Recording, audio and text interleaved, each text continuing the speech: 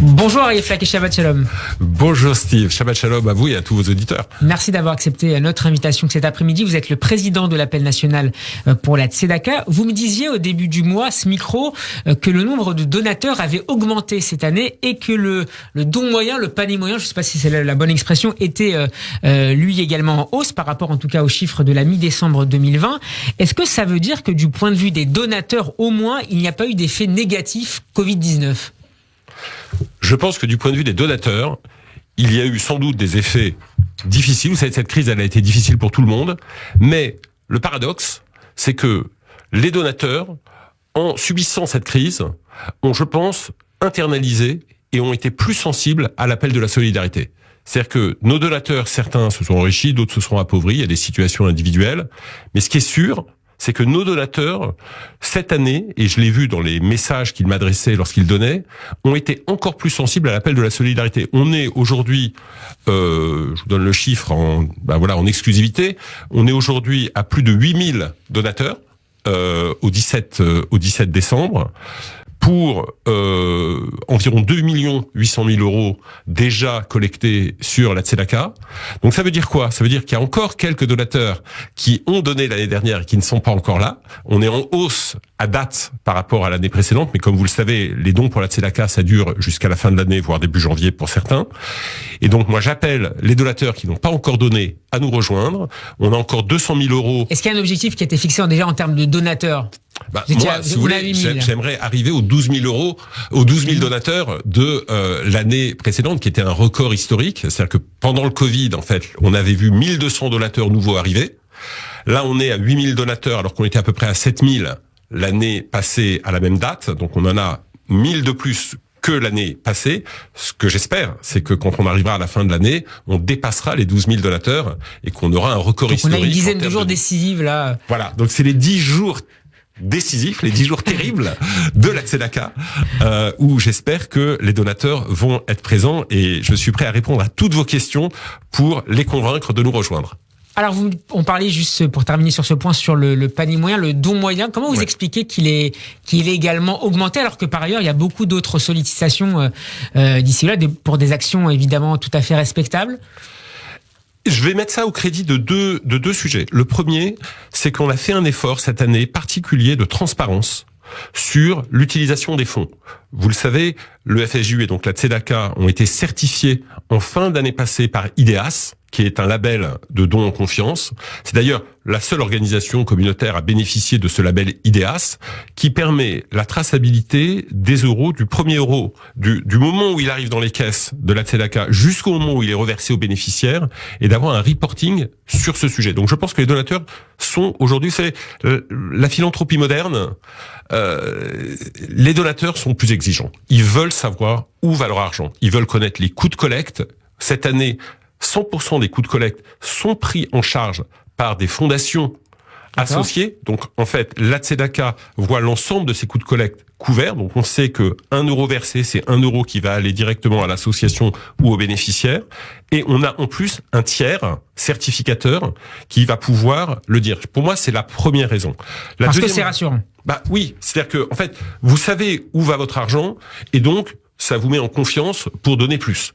La deuxième raison, c'est qu'on a, je crois, essayé d'être encore plus didactique pour expliquer les causes que nous soutenons et on a mis dans le viseur de nos donateurs des sujets qui étaient traités dans le passé mais qui n'étaient pas nécessairement mis en avant. La Tzedaka communique historiquement beaucoup sur la précarité, qui est un vrai sujet, qui d'ailleurs correspond pour à peu près un peu plus d'1 million, entre 1 million et 1,5 million d'euros, selon la définition qu'on donne de la précarité à nos financements. Mais on a mis cette année en avant la question de la dépendance, la question de la maladie, du handicap, la question des violences intrafamiliales. Et donc je pense que certains donateurs qui pouvaient se dire, en fait, je donne pour la précarité 100, 200, 300 euros, se sont dit, en fait, je vais rajouter pour pouvoir traiter ces questions de handicap, de dépendance ou de violence intrafamiliale. On va reparler de certains projets en particulier que vous avez mis en avant cette année dans le cadre de cet appel national pour la Tzedaka. Est-ce que vos donateurs sont circonscrits au territoire français ou est-ce que vous avez gardé des liens avec d'anciens donateurs français désormais expatriés en Israël, à Londres ou au Canada par exemple ? Alors c'est un sujet en construction. On a, en fait, franchement, on a beaucoup de mal, aujourd'hui, à mobiliser les donateurs de la Tzedaka, enfin, les Français, les Juifs français, qui ont grandi au sein du judaïsme français, qui ont bénéficié d'ailleurs pour certains des services, que ce soit les écoles ou le tissu de solidarité, et qui se trouvent aujourd'hui être en Israël, en Belgique, en Suisse, au Canada ou ailleurs. De manière générale, on a le sentiment qu'une fois qu'ils sont partis, ils veulent pas vraiment regarder derrière eux. On fait un travail de pédagogie auprès d'eux. J'espère que ça va changer.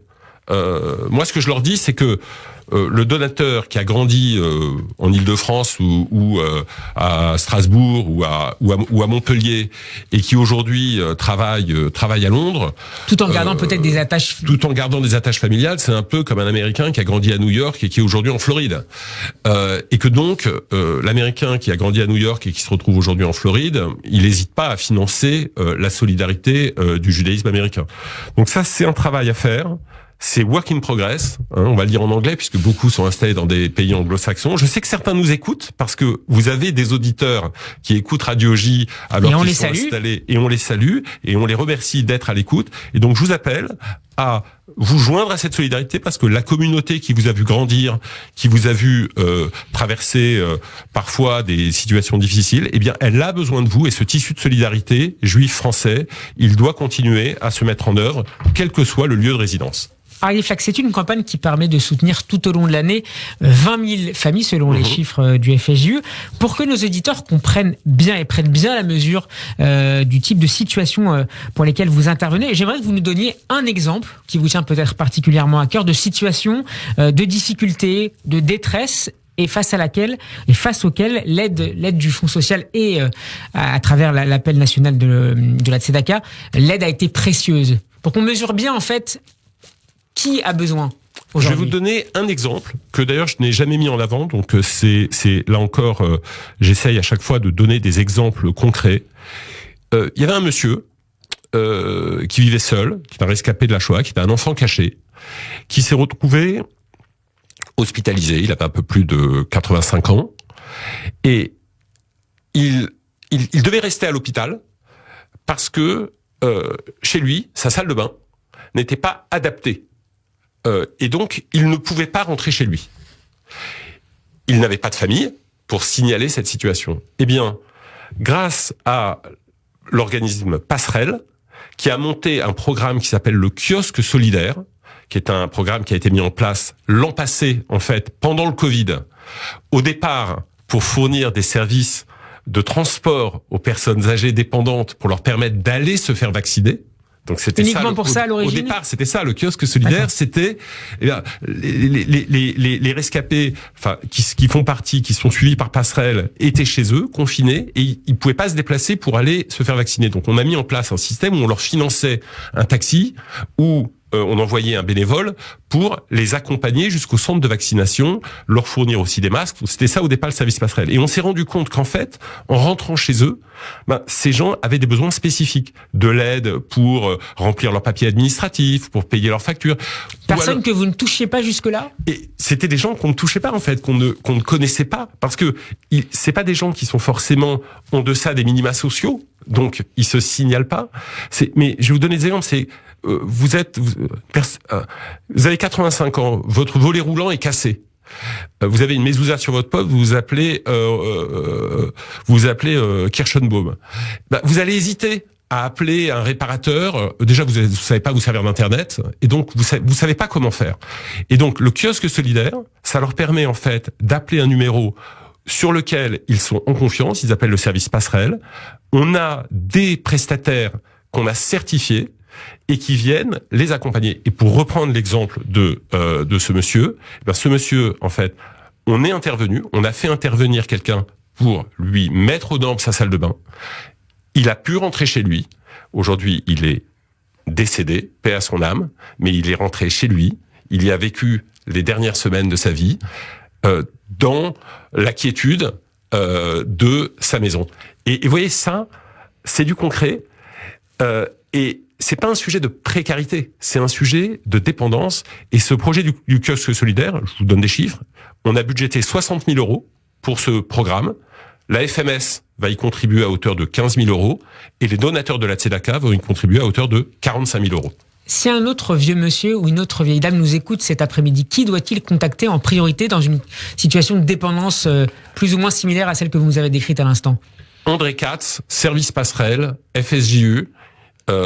J'ai pas le numéro en tête, mais s'ils appellent à votre antenne, je le laisserai en partant. André Katz, service passerelle, FSJU, c'est le programme qui permet d'accéder au kiosque solidaire. Et dans quelques mois, quelques semaines j'espère, on aura un site en ligne où les gens pourront directement aller à partir de leur téléphone sur kiosque solidaire pour accéder à ce service. Est-ce qu'on peut dire un dernier mot sur les enfants qui ont été soumis à de fortes pressions, notamment psychologiques, du fait de cette crise longue de la Covid-19? Comment vous les accompagnez dans différentes activités de leur vie? Oui, on s'attache à la Tzedaka d'avoir un ensemble de programmes. Vous savez, c'est 60 programmes. En fait, 60 programmes qui sont financés par la Tzedaka. Les 3 millions d'euros sont répartis. Et sur l'enfance, on est à peu près à 300 000 euros, donc un peu plus de 10% du programme sur l'enfance, plus le programme de bourse cantine. Donc les enfants, on les accompagne essentiellement par le programme de bourse cantine, qui permet à chaque enfant qui est scolarisé de pouvoir avoir un repas chaud le midi. On les accompagne par des chèques vacances pour que chaque enfant puisse partir en vacances. Et puis les associations fédérées, en particulier l'OSE et l'OPEJ, interviennent sur le segment de l'enfance en danger. Et c'est ce segment qu'on va financer en priorité. Les enfants, c'est très important pour nous. Et vous savez, la Tzedaka, qu'est-ce que ça fait, en fait? La Tzedaka, ça permet de retisser un fil d'espérance.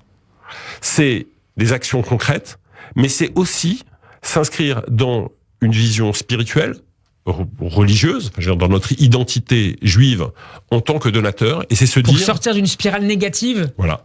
Je vais aider celui qui est tombé à se relever. C'est toujours la même chose. C'est, on l'aide à se relever, et si on peut, on l'empêche de tomber.